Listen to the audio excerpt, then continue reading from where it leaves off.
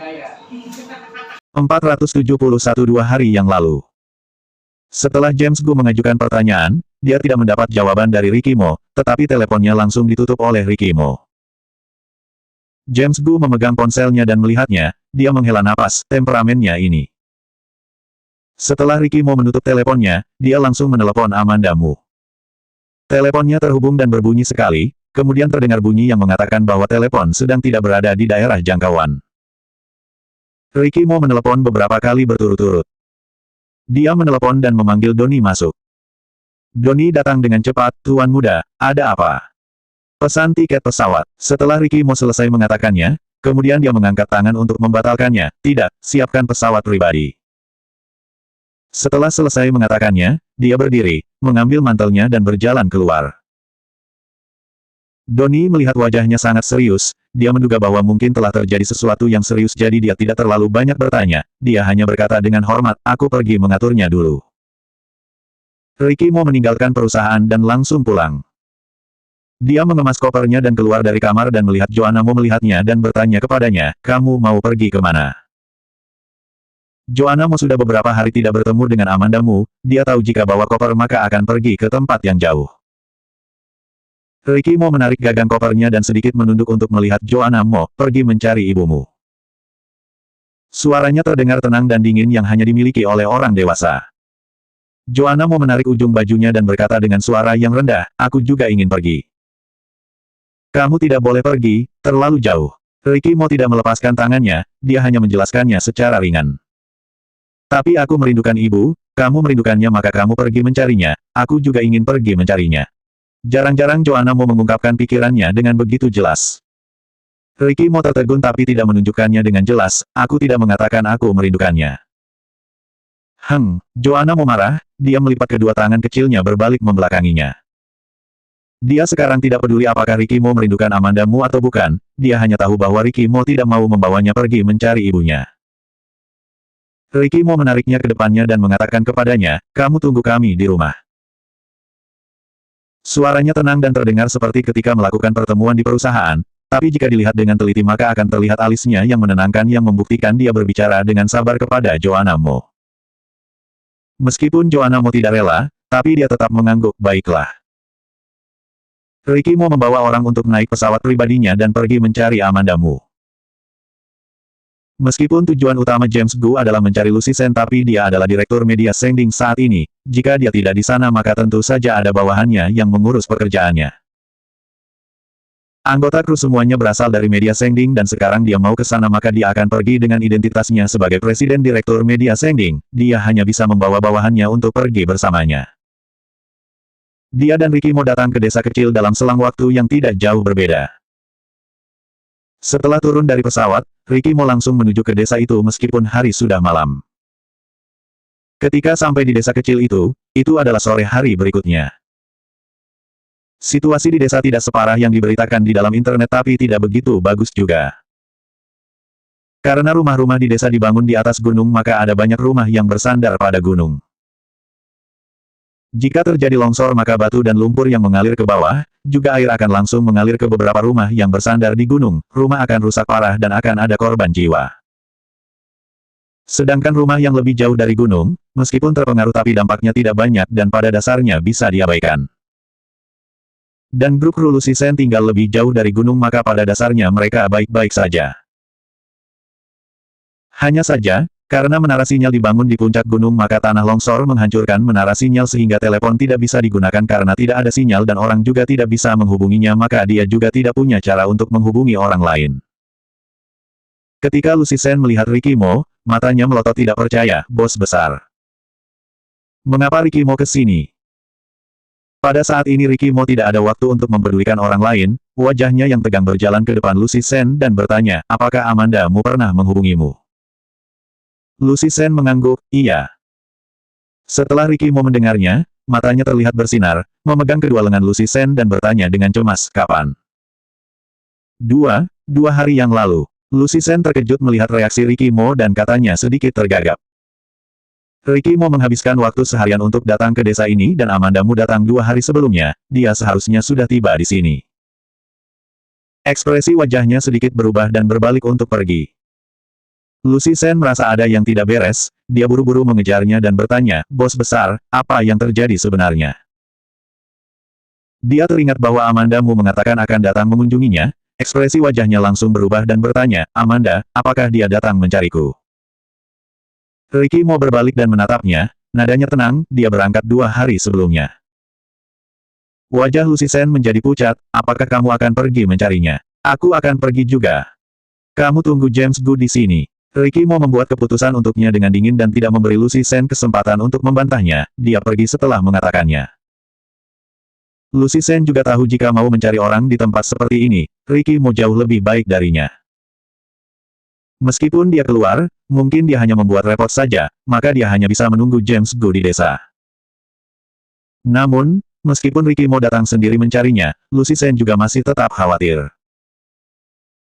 Sebelumnya Amanda Mu mengatakan bahwa dia akan datang mengunjunginya, meskipun dia sangat mengharapkannya tapi dia tidak menyangka bahwa Amanda Mu benaran datang, karena dia pernah menolaknya. Tidak disangka Amanda Mu benaran datang dan terjadi masalah seperti ini. Sebelumnya terjadi hujan berturut-turut selama beberapa hari, tetapi hari ini tiba-tiba berhenti. Hujan sudah berhenti tapi kondisi jalannya sangat buruk. Mobil Ricky Mo baru berangkat dan sudah terjebak lumpur. Bawahannya turun untuk melihat kondisi jalan, Ricky Mo juga ikut turun. Jalan raya melingkar di sekitar gunung, mereka berdua baru turun dan Ricky Mo mendengar suara, bruk, bruk. Dia mengangkat kepalanya dan melihat lumpur dan batu-batu serta pohon yang patah meluncur turun dari pohon. Ricky Mo segera menarik bawahannya mundur beberapa langkah ke belakang. Keduanya baru mundur, lumpur dan batu langsung jatuh ke bawah dan Ricky Mo segera tertutup. Di atas gunung masih ada lumpur dan batu serta pohon utuh yang jatuh ke bawah. Jalannya terputus. Ricky Mo melihat jalanan yang hancur, raut wajahnya sangat jelek dan badannya mengeluarkan aura yang suram. Jika Amanda Mu datang ke desa dengan mobil kemarin dan dia juga bertemu tanah longsor di jalan. Pandangan mata Ricky Mo jatuh pada mobil yang tertutup lumpur dan batu yang hanya terlihat lampu belakang mobilnya. Dia melihat ke belakang ke arah bawahannya dengan wajah tanpa ekspresi, dia bertanya dengan dingin, apakah masih ada jalan lain? Bawahannya segera berkata, masih ada satu jalan tapi jalan itu sudah rusak sejak awal, ketika kita masuk desa sebelumnya, kita menggunakan jalan ini karena jalan itu telah rusak. 472 dia pasti akan datang. Ricky Mo berdiri di tempat dan merenung sejenak, lalu dia berjalan ke arah datang tadi. Bawahannya tahu bahwa Ricky Mo mau pergi ke jalan yang pertama rusak oleh tanah longsor, dia memimpin jalan di depan tapi dia tetap mengingatkan Ricky Mo, Tuan Muda, jalan itu sangat bahaya sekarang dan rusak parah, ketika kita masuk desa tadi, jalan itu sudah disegel. Jika itu adalah jalan yang pertama hancur maka kemungkinan besar ketika Amanda Mu masuk ke desa akan melalui jalan ini. Kabarnya terputus sejak kemarin, dia mungkin terjebak entah di mana, atau... Ketika Ricky Mo memikirkan ini, wajahnya menjadi berat, langkah kakinya menjadi lebih cepat. Bawahannya mempercepat langkahnya dan mengikutinya dari belakang sehingga baru bisa mengejarnya. Ketika Ricky Mo sampai di jalan masuk lain di gunung, dia melihat jalanan yang bergelombang dan hancur, dia menggigit giginya dan mukanya terlihat suram. Jalan itu hampir tidak bisa dilalui orang. Ricky Mo masih belum menghampirinya, dia mendengar suara, bruk, detik berikutnya sebuah batu besar jatuh tidak jauh darinya dan menghancurkan tepi jalannya lagi. Ricky Mo berjalan ke sana tanpa mengatakan apa-apa. Bawahannya segera menariknya, Tuan Muda, kamu tidak boleh ke sana. Donnie sebenarnya mau ikut datang bersamanya, tapi Ricky Mo tidak mengizinkannya. Insiden kali ini terjadi mendadak, banyak urusan di perusahaan yang masih belum ditangani maka dia menyuruh Donnie untuk tetap tinggal di perusahaan Mo. Ketika dia datang, asisten khusus Donnie memerintahkan kepada mereka, jika terjadi keadaan mendesak maka mereka harus menghentikan Ricky Mo. Tapi, apakah orang seperti Ricky Mo bisa dihentikan oleh sembarang orang? Lepaskan. Ricky Mo berbalik dan hanya meliriknya sedikit dengan suara yang dingin. Bawahannya terkejut dengan tatapannya, dia ingin mengatakan sesuatu tapi dia tidak berani, dia ingin menghentikannya tapi dia tidak berani, dia hanya bisa melihat Ricky Mo pergi. Pintu masuk jalan ini tidak jauh dari jalan yang baru saja mereka lewati. Begitu Ricky Mo berjalan, dia mendengar ada suara orang berbicara di belakangnya. Bawahannya memalingkan kepala dan melihat James Gu membawa sekelompok orang, tetapi pakaian yang mereka pakai semuanya tertutup lumpur. Mobil Ricky Mo tadi tertutup lumpur di jalan itu, James Gu dan lainnya datang dari jalan itu, mobil yang dikemudikan mereka pasti tidak bisa masuk, mereka seharusnya meninggalkan mobil mereka dan berjalan kemari jadi badan mereka terlihat sangat kotor. James Gu melihat bawahan Ricky Mo dan buru-buru menghampiri dan bertanya, di mana Ricky Mo? Tuan muda bersikeras pergi, bawahan Ricky Mo menunjuk ke arah di mana Ricky Mo baru saja menghilang. James Gu melihatnya dan terlihat jalan yang rusak parah dan tidak terlihat sosok Ricky Mo sama sekali. James Gu berjalan ke sana dan mencoba bergerak ke sana, tapi dia bola-balik di persimpangan jalan dan menemukan bahwa jalannya sama sekali tidak bisa dilalui. Dia menendang batu yang ada di depannya dengan marah dan mengumpat, orang ini gila. Benar-benar tidak takut mati. Meskipun dia khawatir dengan Ricky Mo tapi dia juga percaya bahwa Ricky Mo tidak akan begitu ceroboh. Ricky Mo berjalan dari sini maka dia pasti sangat yakin. James Gu tidak bisa memikirkan begitu banyak lagi, dia memutuskan untuk pergi ke desa untuk memastikan dulu apakah Lucy Sen aman atau tidak. Jalan hancur parah, sebagian jalan pada dasarnya sudah putus. Masih ada beberapa jalan, setelah Ricky Mo berjalan ke depan maka di belakangnya akan jatuh beberapa lumpur dan batu. Dia terus berjuang tapi dia tidak melihat bayangan mobil. Tidak mungkin dia benar-benar jatuh ke bawah tebing kan. Satu sisi jalan bersandar pada gunung dan sisi lainnya adalah tebing yang tidak terlalu curam, tapi itu adalah hutan lebat yang tidak berpenghuni. Jika mobil jatuh ke bawah maka nyawa orang yang berada di dalam mobil susah dipastikan. Ricky Mo melihat ke bawah tebing dan dia ingat bahwa sebelum pergi Amanda Mu mengetuk pintu rumahnya. Dia tiba-tiba merasa sedikit menyesal. Jika dia membuka pintu pada waktu itu dan tidak membiarkan Amanda Mu pergi, apakah sekarang dia tidak akan hilang? Ricky Mo juga tidak tahu berapa lama dia berjalan sambil melihat apakah ada mobil dan sambil memanggil nama Amanda Mu. Jalan berlumpur di depan mata dan tidak ada satu orang pun di sana. Ricky Mo menarik napas dalam-dalam, dia berteriak ke arah bawah tebing, Amanda Mu. Dia sudah berjalan jauh, dia juga tidak tahu sudah berapa kali dia memanggil nama Amanda Mu tapi tetap tidak ada jawaban. Dia berpikir bahwa kali ini juga akan tetap sama dengan sebelumnya dan tidak mendapatkan jawaban dari Amanda Mu. Ketika dia bersiap berbalik dan terus berjalan ke depan, terdengar suara lemah di belakang. Aku di sini. Ricky Mo segera berhenti dan menoleh ke arah tadi. Amanda Mu, apakah itu kamu? Ini aku. Ada respon. Suara itu seperti terdengar dari pinggir jalan. Ricky Mo mencari ke arah suara, dia membungkuk dan melihat ke arah jalan tebing dan dia melihat Amanda Mu yang penuh lumpur yang hampir tidak bisa dikenali. Dia memegang pohon cemara sebesar lengan dengan satu tangannya, di sebelah pohon cemara ada batu yang sepertinya akan jatuh kapan saja dan kakinya menginjak batu yang tidak stabil. Dia tampak kaku, tidak tahu dia sudah bertahan berapa lama dengan posisi seperti ini. Ricky Mo. Ketika dia melihat Ricky Mo, Amanda Mu merasakan hangatnya air mata untuk pertama kalinya. Dia memanggil namanya satu kali dan tidak berbicara lagi sambil menggigit bibirnya. Ada banyak kata tapi tidak tahu harus mulai dari mana. Ricky Mo berdiri di samping batu itu, dia membungkuk dan mengulurkan tangan ke arahnya, dia berkata dengan suara yang berat, berikan tanganmu. Segera, Amanda Mu meletakkan tangannya di dalam tangannya. Kekuatan lengan Ricky Mo sangat luar biasa dan dia langsung menariknya ke atas. Setelah Amanda Mu ditarik ke atas, seluruh badannya terbaring lemas di tanah. Dia memejamkan matanya sambil bernapas dengan pelan sebelum menceritakan kisahnya, aku kemarin menyewa mobil dari kota untuk datang ke sini dan bertemu tanah longsor di jalan, mobilnya tidak bisa melewatinya maka aku turun dan berjalan. Akhirnya semakin dia berjalan dia mendapati kondisi jalannya semakin buruk dan dia ingin kembali tapi jalan di belakangnya juga hancur. Pada akhirnya dia hampir jatuh ke tebing. Dia berdiri di sana untuk mempertahankan tubuhnya sepanjang malam. Mungkin karena dia pernah mengalami insiden pemboman di pulau kecil itu meskipun dia sudah berdiri sepanjang malam di sana dan tidak ada orang yang datang menolongnya, dia tetap tidak takut sama sekali. Tapi, ini adalah pemikiran sebelumnya. Ketika dia mendengar suara Ricky Mo memanggil namanya, dia tiba-tiba menyadari bahwa dia sedang menunggu kedatangan Ricky Mo. Dia tahu maka dia tidak takut sama sekali. Ricky Mo mengerutkan keningnya dan menariknya dari tanah dan bertanya, apakah kamu masih bisa jalan? Seluruh badan Amanda Mu menjadi kaku, dia sama sekali tidak bisa berdiri, dia hampir jatuh ketika ditarik ke atas olehnya. Ricky Mo segera memeluknya, tangannya memeluk pinggangnya dengan erat sehingga dia bisa berdiri tegak. 473 Kamu bantu aku mandi.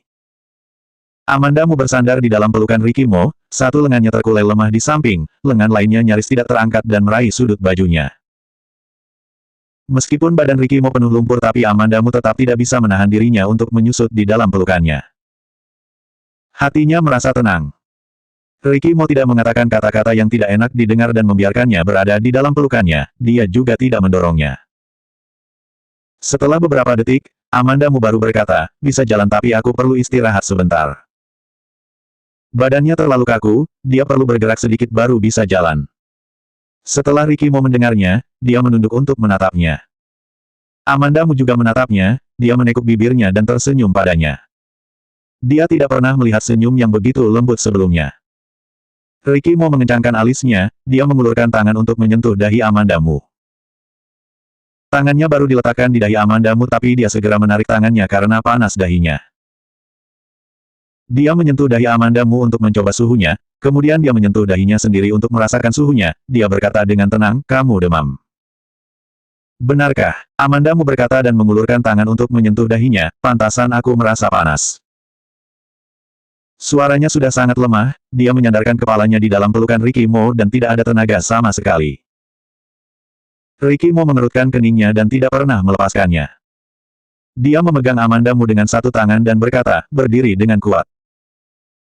Kemudian, dia berjongkok, dia menarik tangan Amanda Mu supaya dia memeluk lehernya. Seluruh badan Amanda Mu tidak bertenaga, dia memeluk lehernya dengan lemas dan bersandar di punggungnya, suaranya terdengar samar, apakah kamu akan menggendongku? Tapi aku belakangan ini sepertinya menjadi agak gemuk, maka akan sedikit berat. Ricky Mo tidak mempedulikan kata-katanya, dia menggendongnya dan berjalan ke depan. Dia baru berjalan beberapa langkah dan mendengar Amanda Mu bertanya kepadanya, apakah aku berat? Ricky Mo menjawabnya dengan dingin, tidak berat. Tidak hanya tidak berat, tetapi juga sangat ringan. Jika dia lebih gemuk sedikit maka mungkin dia lebih enak dilihat lagi. Oh, baguslah, suara terakhir terdengar sangat kecil sampai tidak ada suara lagi. Untungnya, bagian jalan yang ini lebih baik daripada bagian jalan yang Ricky Mo lewati sebelumnya. Tapi tidak terlalu baik juga. Jalan tanah di desa, jika pada hari hujan akan menjadi lumpur dan kakinya akan masuk ke dalam lumpur, meskipun kekuatan fisik Ricky Mo bagus tapi jika berjalan dalam waktu yang lama tenaganya akan terkuras juga. Apalagi wanita yang di punggungnya terus bicara melantur. Apakah aku berat? Ricky Mo sudah tidak ingat berapa kali Amanda Mu menanyakan pertanyaan ini. Dia berkata dengan suara berat, sangat berat, maka kamu mulai dari sekarang lebih baik jangan banyak bicara lagi. Oh, Amanda Mu yang sedang demam sangat patuh, dia menjawabnya dan benar-benar tidak berbicara lagi. Dan Ricky Mo dapat merasakan suhu tubuh Amanda Mu semakin lama semakin panas. Tidak bisa dibiarkan panas terus, harus mencari sebuah tempat untuk istirahat dan dibawa ke dokter. Tapi, ketika Ricky Mo melihat ke depan, jalannya penuh lumpur dan hutan lebat. Tidak tahu setelah berjalan berapa lama, ada bayangan rumah di hutan di tepi jalan. Ricky Mo melihatnya sejenak dan langsung membawa Amanda Mu menuju ke sana. Itu adalah sebuah bangunan yang dibangun dengan batu bata dan sangat sederhana, tapi bagi mereka saat ini merupakan tempat yang sangat baik. Pintu rumah itu terbuka. Ricky Mo membawa Amanda Mu sampai ke pintu dan melihat seorang laki-laki tua duduk di kursi yang sedang menggoda kucing dengan seekor ikan. Ketika orang tua itu mendengar ada suara, dia berpaling dan bertanya sambil menyipitkan matanya, ada apa? Bertemu tanah longsor dan mau menginap di sini. Ricky Mo berkata dengan sangat singkat. Tapi lelaki tua itu tidak terlalu mengerti bahasa Mandarin, dia hanya bisa bahasa dialek lokal. Ricky Mo gagal berkomunikasi dengannya. Tapi untungnya, lelaki tua itu baik hati, dia melihat kondisinya dan Amanda Mu yang begitu mengenaskan, dia mungkin bisa menebak apa yang terjadi dan mengundang mereka berdua masuk. Meskipun rumah orang tua itu sangat sederhana tapi rumahnya sangat bersih. Orang tua itu membawa mereka ke dapur, dia menunjuk ke arah tangki air dan menunjuk ke arah panci besi besar, yang memberikan isyarat pada mereka bahwa mereka harus memasak air panas jika mereka ingin mandi. Dia memanaskan seember air untuk Ricky Mo dan Amanda Mu, kemudian orang tua itu mengambil dua pasang bajunya untuk Ricky Mo dan Amanda Mu, kemudian dia kembali ke tempat tadi dan meneruskan menggoda kucingnya lagi. Ricky Mo melirik ke arah orang tua itu dan meletakkan Amanda Mu untuk duduk di bangku dan menepuk wajahnya serta memanggil namanya, Amanda Mu, bangun. Amanda Mu memaksakan dirinya untuk membuka matanya, dia melihat Ricky Mo ada di depannya, dia hanya berkata, mengantuk. Kemudian dia memejamkan matanya lagi dan tertidur dengan tenang. Apakah dia begitu tenang? Ricky Mo menarik napas panjang dan mengancamnya, Amanda Mu, lebih baik kamu buka matamu dan mandi, jika tidak aku akan langsung melemparmu keluar dari sini. Amanda Mu memaksakan diri untuk membuka matanya, kamu tidak akan meninggalkanku, mengantuk, kamu tolong aku mandi. Raut wajah Ricky Mo berubah, pada akhirnya dia hanya bisa berkompromi dengannya. Kondisi Amanda Mu seperti ini jika tidak mandi untuk menurunkan demamnya maka otaknya benar-benar akan rusak karena panas. Dalam memori Ricky Mo sekarang, dia tidak pernah membantu wanita mandi sebelumnya. Tetapi ketika tangannya membantu Amanda Mu melepas pakaiannya dan membantunya mandi, gerakannya sangat lancar dan terampil, seolah-olah dia pernah melakukan hal ini sebelumnya. Ricky Mo terdiam sejenak.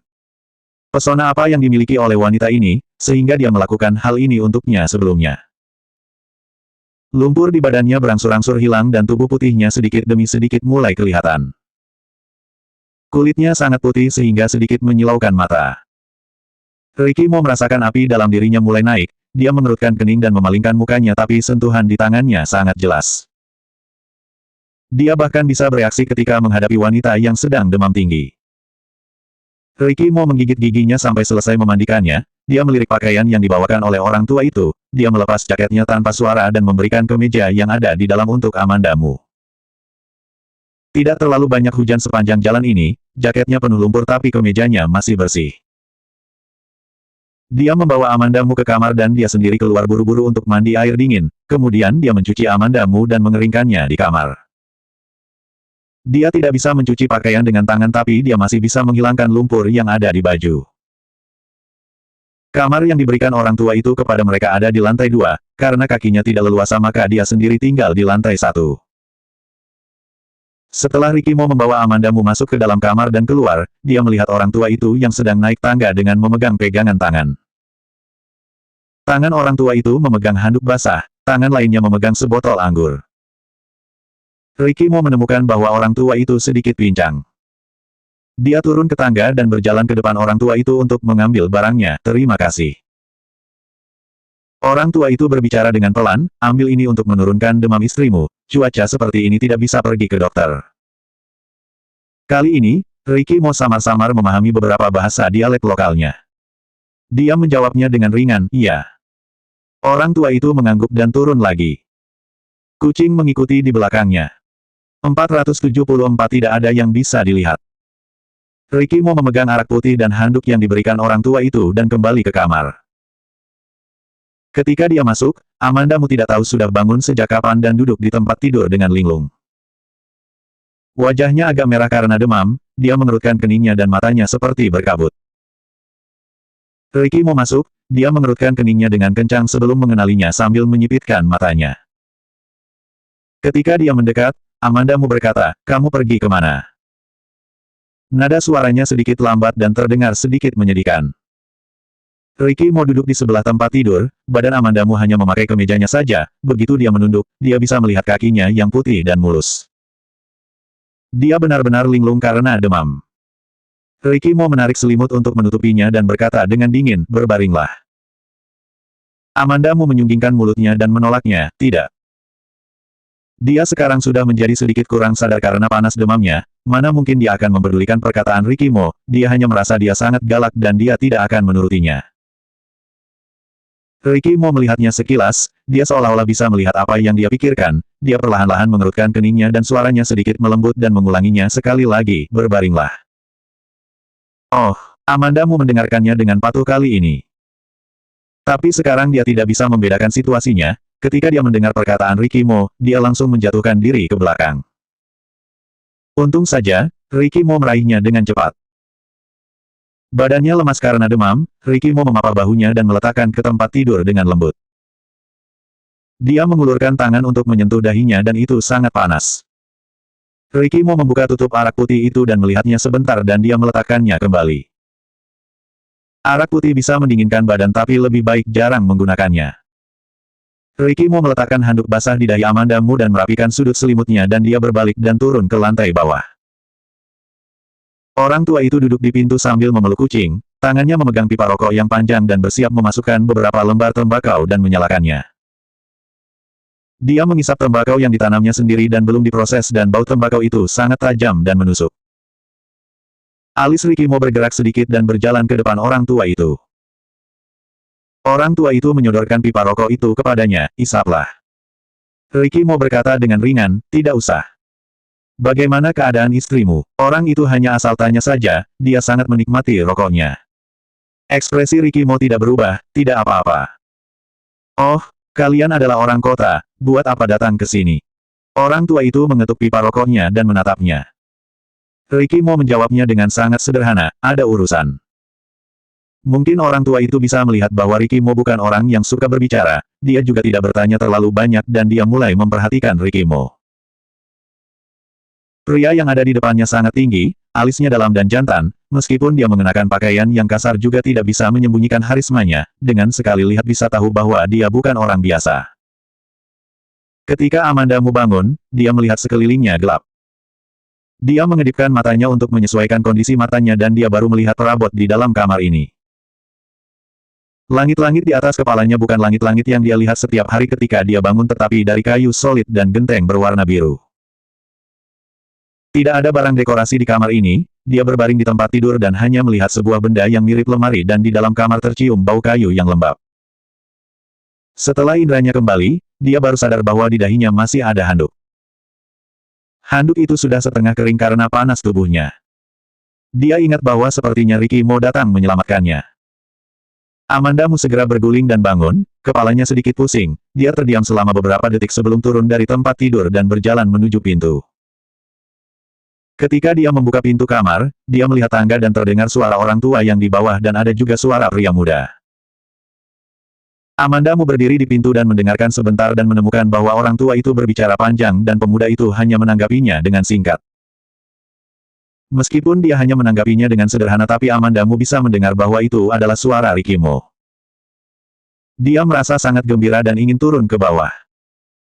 Setelah turun 2 langkah, dia baru sadar bahwa dia hanya memakai kemeja saat ini, dia buru-buru kembali ke kamar dan menemukan switch lampu di samping pintu. Dia menyalakan lampunya tapi tidak ada cahaya lampu menyala di kamar. Listriknya mati. Beberapa hari ini turun hujan deras dan terjadi longsor yang parah, sangat masuk akal jika listriknya mati. Di dalam kamar tidak banyak barang, dia meraba-raba sekeliling dan tidak menemukan pakaian sama sekali. Maka Amanda Mu kembali ke tempat untuk menunggu Ricky Mo naik ke atas. Untung saja, Ricky Mo tidak membuatnya menunggu lama. Dia duduk di atas tempat tidur kurang dari 10 menit dan mendengar ada suara seseorang naik ke atas. Langkah kakinya teratur dan itu adalah Ricky Mo. Benar saja, setelah beberapa saat, Ricky Mo mendorong pintunya, satu tangannya memegang lilin dan tangan lainnya memegang baju Amanda Mu. Cahaya lilin berwarna orange menerangi kamar yang gelap, Amanda Mu langsung melihat wajah Ricky Mo. Dia berteriak kaget, Ricky Mo. Ricky Mo tidak berbicara, dia membawa lilin dan berjalan ke samping tempat tidur dan meletakkan baju di tangannya di atas tempat tidur dan mengulurkan tangannya untuk menyentuh dahi Amanda Mu. Setelah dia memastikan bahwa sudah tidak sepanas sebelumnya, dia berdiri. Sekarang Amanda Mu baru memperhatikan baju yang dipakai oleh Ricky Mo. Dia mengenakan baju hijau army dan terlihat seperti baju yang dikenakan orang-orang pada tahun 90-an dan terlihat sudah lama. Tapi Ricky Mo tetap Ricky Mo, bahkan jika dia mengenakan kain robek, tapi dia juga bisa memancarkan karisma tuan muda Mo. Ricky Mo melihat ke bawah, ketika dia melihat Amanda Mu melihatnya, dia mengerutkan keningnya dan berkata, pakailah. Amanda Mu mengambil pakaiannya dan tercium bau asap, dia menebak bahwa pasti Ricky Mo yang membantunya mengeringkannya. Karena di tempat ini tidak ada pengering. Amanda Mu melihat bajunya dan melihat Ricky Mo, kamu berbaliklah. Ricky Mo mengerutkan kening dan menatapnya, sebelumnya kamu memohon padaku untuk membantumu mandi, aku sudah melihat semuanya. Pada saat ini, Ricky Mo menambahkan lagi, tidak ada yang bisa dilihat juga. Amandamu mengatupkan bibirnya dan memelototinya, dia membuka selimutnya dan mulai mengganti pakaiannya.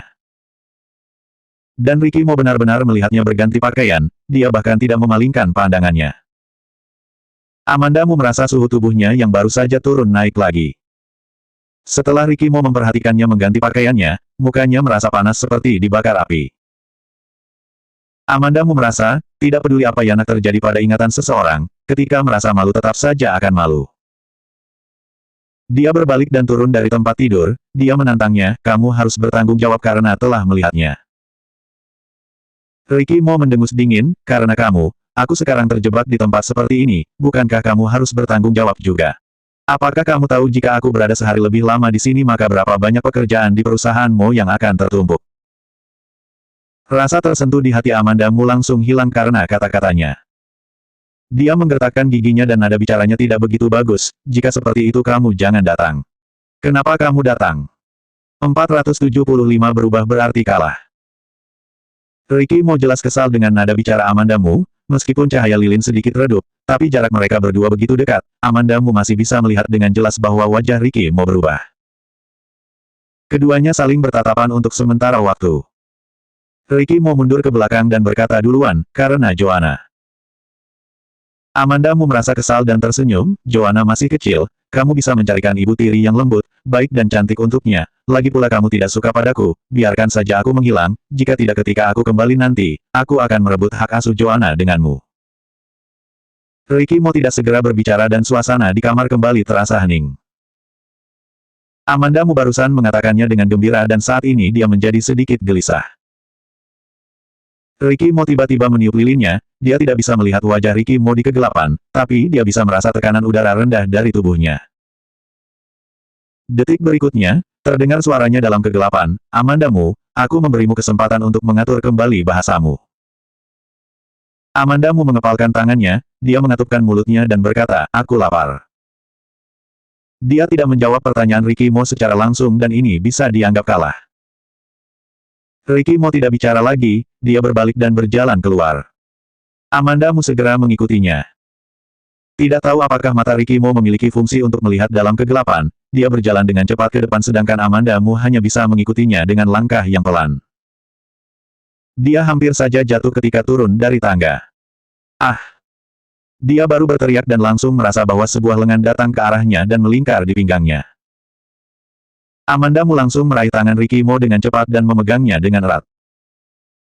Ricky Mo juga tidak mendorongnya dan dia turun ke tangga seperti ini bersamanya. Ruang di lantai bawah ada sebuah meja kayu yang tua dan di atasnya dinyalakan sebatang lilin dan ada beberapa mangkok makanan. Seekor kucing berjongkok di sudut meja dan orang tua itu sedang memegang sepotong daging di depan kucing itu. Dia tersenyum lembut melihat kucing itu makan. Ketika orang tua itu melihat Ricky Mo dan Amandamu turun, senyum di wajahnya lebih lembut lagi, kalian sudah datang ya, ayo cepat makan. Setelah Amandamu dan Ricky Mo duduk, orang tua itu bertanya dengan penuh perhatian kepadanya, demamnya sudah turun. Amandamu tersenyum dan berkata dengan lembut, aku sudah merasa jauh lebih baik sekarang, terima kasih paman telah mengizinkan kami di sini. Baguslah jika seperti itu, orang tua itu juga ikut tersenyum. Ada 3 macam masakan, salah satunya adalah sayuran hijau, satunya lagi adalah daging masak kentang, satunya lagi adalah asinan sayur. Makanan rumah yang sangat sederhana. Amandamu makan beberapa suap dan menemukan itu adalah daging asap. Ketika orang tua melihatnya makan, dia bertanya dengan nada yang hangat, apakah kamu suka makanannya? Kami di desa tidak ada makanan lain selain sayuran hijau dan daging asap, kamu makan sedikit ya. Amandamu mengangguk, sangat enak. Paman ini mau mengizinkan mereka tinggal sudah merupakan satu keberuntungan, dia juga mengundang mereka makan, tentu saja mereka sangat bersyukur mana mungkin masih berani pilih-pilih. Amandamu bisa segera menyesuaikan dirinya dan berpaling melihat Ricky Mo. Ricky Mo makan dengan tenang sama seperti ketika dia makan di rumah. Dia sedikit terkejut, bukankah tuan mudamu biasanya sangat pilih-pilih makanan, tidak disangka dia bisa menyesuaikan diri. Orang tua suka mengobrol saat makan. Amandamu terus menemaninya berbicara, dia juga tahu kondisi dasar orang tua itu. Istrinya meninggal 10 tahun yang lalu, anak-anaknya juga pergi ke kota, dia selama ini tinggal seorang diri di desa. Setelah makan, Amandamu mau pergi mencuci piring, tapi orang tua itu tidak membiarkannya mencuci. Amandamu tidak bisa berbuat apa-apa, dia mendorong Ricky Mo yang ada di sampingnya, kamu yang cuci. Dia bertengkar dengan Ricky Mo sebelumnya, dia pikir Ricky Mo tidak akan mempedulikannya, tidak disangka dia benar-benar pergi ke dapur untuk mencuci piring. Orang tua itu melihat Ricky Mo yang pergi cuci maka dia tidak menghentikannya. Setelah Ricky Mo pergi ke dapur, pria tua itu tersenyum kepada Amandamu, hubungan kalian baik sekali, sama seperti aku dan istriku dulu. Amandamu tertegun sejenak dan berkata, benarkah? Tidak tahu bagaimana paman itu melihat bahwa hubungannya dan Ricky Mo baik. Setelah orang tua itu selesai berbicara, dia tersenyum kepada Amandamu, dia tidak berbicara lagi dan dia mulai bermain dengan kucing. Amandamu bangun dan pergi ke dapur. Dapur di desa juga sangat sederhana, karena memasak menggunakan kayu bakar, lantai dapur berdebu dan di langit-langit juga berdebu. Ketika Amandamu melihatnya sendiri, dia sedikit terkejut, dia melihat Ricky Mo berdiri diam dan mencuci piring di depan tungku perapian, ini membuat Amandamu sedikit curiga, apakah Ricky Mo telah berganti dengan orang lain. Karena dia sejak kecil adalah tuan muda yang tumbuh di keluarga kaya, dulu ketika dia mengundangnya makan, jika restoran yang mereka kunjungi sedikit sederhana maka dia akan merasa terpaksa. Amandamu berjalan menghampirinya dan berkata, aku saja yang cuci. Berdiri jauh sedikit, Ricky Mo berkata tapi gerakan di tangannya tidak berhenti. Dia memegang kain sambil menyeka mangkuk satu persatu dengan sabar dan tidak terlihat terpaksa atau kesal sama seperti dia biasa menangani pekerjaan kantornya. Amandamu berdiri di samping dan melihat Ricky Mo mencuci piring dengan sabar kemudian mengeringkan dan meletakkannya kembali. Setelah dia menyelesaikan piring terakhir, dia berjalan ke depan Amandamu, dia mengulurkan tangan untuk menyentuh dahinya, kemudian dia menyentuh dahinya sendiri dan dia segera mengerutkan keningnya. Masih agak panas. Memeriksa suhu di dahi sebenarnya adalah perbuatan yang sangat intim. Untuk sesaat, Amandamu merasa Ricky Mo yang dulu telah kembali. Setelah Ricky Mo memeriksa suhu di dahinya, dia mengambil setengah baskom air dingin dan meletakkannya di samping dan berkata dengan ringan, kamu sendiri yang bawa ini ke atas nanti dan kompres dengan air dingin pada malam hari. Nada bicaranya tidak terdengar perhatian tapi Amandamu sudah merasa sangat puas. Dia mengangguk, iya. Setelah membersihkan badan, Amandamu membawa air itu ke atas, dia membasahi handuk yang dipakai sebelumnya, berbaring di tempat tidur dan meletakkannya di dahi kembali. Dia menutup matanya sambil memikirkan sesuatu. Tidak ada banyak kamar di rumah paman ini, Ricky Mo malam ini akan tidur bersamanya atau juga bisa tidur dengan paman itu. Dia merasa sepertinya Ricky Mo mungkin lebih memilih untuk tidur bersamanya. Dengan berpikir seperti ini, dia tertidur. Tidak tahu berapa lama, Amandamu merasa ada orang yang mengambil handuk di dahinya, dia membuka matanya dan melihat Ricky Mo sedang duduk di samping sambil mengambil handuknya, dia berbalik dan membasahinya di dalam baskom, setelah mengeringkannya, dia meletakkannya kembali di dahi Amandamu. Pada saat ini Amandamu menemukan bahwa kamar sudah sangat terang, dia melihat sumber cahaya dan menemukan Ricky Mo menyalakan senter ponsel. Meskipun ponselnya tidak dapat dipakai tapi senternya masih bisa dipakai. Dia memiringkan kepalanya, Ricky Mo sulit untuk meletakkan handuknya, dia berkata dengan suara yang pelan, jangan bergerak. Amandamu buru-buru berbaring dengan benar, sehingga Ricky Mo bisa meletakkan handuk di dahinya. Setelah Ricky Mo meletakkan handuknya, dia mengambil ponselnya. Amandamu bertanya padanya, sudah jam berapa? Kamu barusan pergi kemana? Selanjutnya 476 tapi aku adalah lelaki normal.